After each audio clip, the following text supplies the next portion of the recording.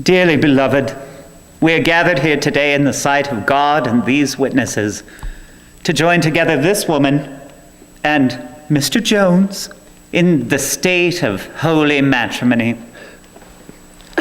Oh, Mr. Jones! Oh, that's a good boy. Oh, Mr. Jones!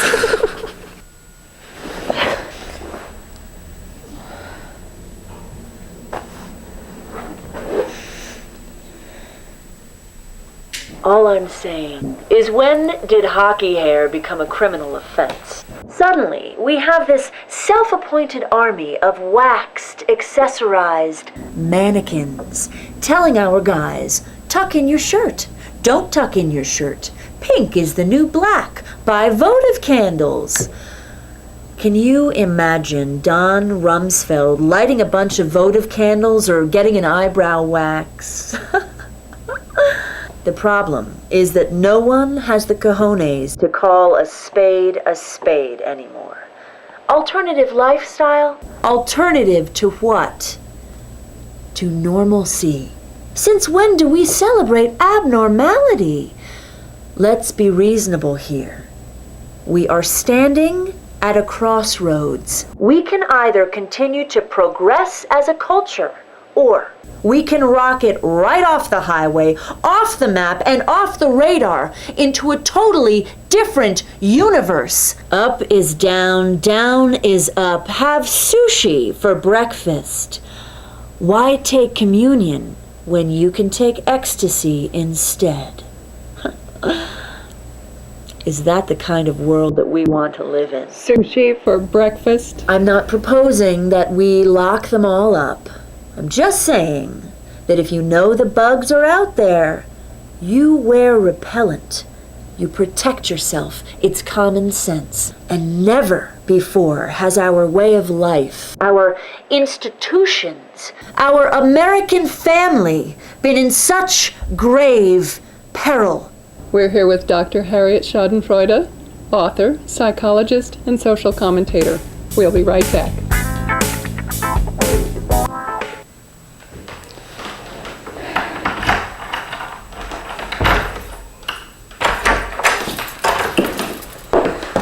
Where have you been?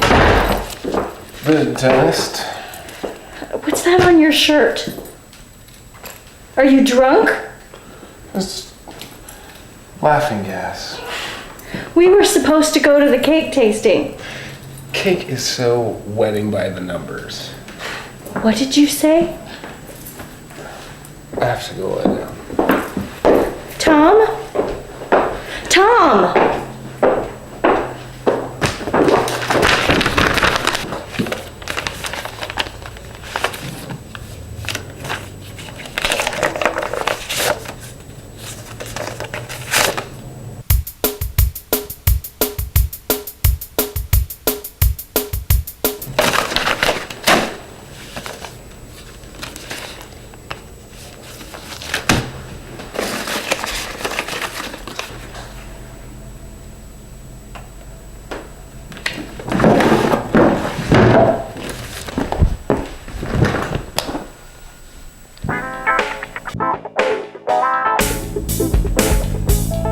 Welcome back. Our guest is author, social commentator, psychologist, marriageologist, and sometime model, Dr. Harriet Schadenfreude. We'd now like to take a few calls from our television audience. Gary in Great Falls, you're on the air. Hello? Hi, Gary. What's on your mind? Well, I got married to a wonderful woman. Go on. Things were going really well. We were really happy and everything. And then she started hanging out a lot with a coworker and coming home with all these crazy ideas. What kind of ideas? Like that Eve in the Bible was Gary, your wife is having an affair. What? This coworker, she's a lesbian. How do you know? There are exercises you can do to perfect your instincts. It's all in my book. Gary, let's switch gears for a moment. Let's talk about disease. Whooping cough, influenza, Ebola. Gary, how are infectious diseases spread? A lesbian? Presence, proximity. It's a scientific fact that ideas, like disease, can be spread through incidental contact. a hand sliding down a banister, an unlucky sneeze on the public bus. Thoughts are as dangerous as an airborne virus. Gary, your wife is in trouble.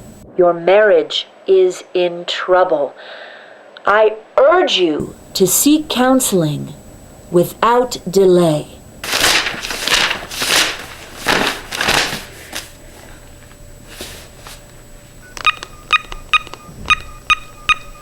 Yes, I'd like to make an appointment. Tom, get up. Our future is at stake. Not now, Mother.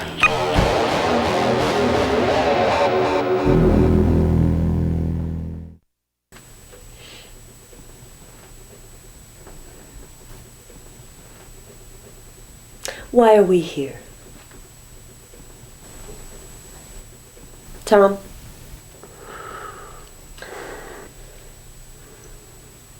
I hear you have some new friends. I don't have any friends. That's not what I've heard. Francie tells me you've missed work several times over the past few weeks. I didn't feel well. You were hung over. Like I said, I didn't feel well. Tell me about your dentist, Tom. My dentist? You've been spending time, socially, with your dentist. So? Tom, please. White Russians? Washington apples? Francie tells me you used to be a beer drinker. Do you want me to balloon up like a blimp? You know, Kip says... What does Kip know? He's a hairdresser. Kip knows a lot about life. And he can really cook, and not just the hamburger helper, but braised short ribs and chicken sauté. He and Terry, they just got matching Harleys. And for their wedding, they're gonna have a tower of glazed Krispy Kreme donuts for their cake. People, they say all this stuff about how guys like them shouldn't get married, but you know, they seem like the happiest, most well-adjusted, compatible, normal people I know. Normal. Let's talk about normal, Tom. Tom, I'm going to show you a series of photographs and you just tell me what you see. It's a guy and a girl.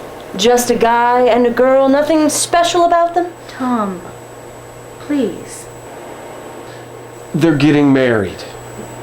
How do you know? The clothes, the dress. What do you think they're thinking about? Do you think they're happy? I don't know. It's just a cartoon. They're not even real people. Okay, that's fine, Tom. That's fine. Tell me what's going on in this picture. That's the exact same picture as the one you just showed me. Is it? That is the exact same picture. Perhaps it looks the same, Tom, but what if I told you these two people were related? They're cousins. Well, that's not necessarily illegal, right? Really? In some cases, is it okay to marry your cousin? I guess it depends on what state you live in. Perhaps. But is it legal to marry your sister? What? How can you tell they're not brother and sister? They don't look that much alike. Looks aren't everything, Tom. But it's just a cartoon! Only an artistic rendering of the future victims of the degenerate elite's toxic legacy. Next! Well? It's some old guy and his granddaughters or something. It seems pretty normal to me. Wake up, Tom. Those aren't his granddaughters, they're his wives. These girls were bred from birth to be consorts to this vile old goat. That's illegal. Not for long. The one on the right, Rachel R., natural blonde, dreamt of becoming a school teacher. Instead, she was schooled in the sordid acrobatics of a Bangkok hooker, forced into a daily grind of threesomes with other delectable young pieces of ass. Victor J., normal American male, right? Loved cars, loved his Trans Am so much, he decided to marry it. Revamped it inside and out. Got a tuxedo with racing stripes. holding on to the back bumper with both hands and pressing his package against the exhaust pipe. He fucked this car's brains out on his wedding night. This is crazy. No, this is what's crazy. All of these scenarios that I've described to you today demonstrate the long-term effects of homosexual marriage. Every single case that I've described is the product of probability studies and mathematical modeling by some of our country's most esteemed scientists. So-called normal couples like Terry and Kip are anything but. Think of it as truth in advertising. When a man and a woman take the marriage vows, they are packaging themselves as something grounded, moral, solid. But when you start slapping the married label on anything that comes down the pike, next time you rip off the wrapping, you'll probably find something rotten, stinking, and corrupt underneath. In an instant, the word married means exactly nothing, and all marriages lose legitimacy. Tom, Francie, as we speak, there is already technology that allows homosexuals to breed. Sperm, egg, obsolete. Homosexuals have learned how to replicate themselves through sheer force of power-thirsty will, splitting themselves into 2, 4, 16 like cancer cells. A sterile master race is rising, ready to crush your pathetic bones in one manicured fist. And our time is up.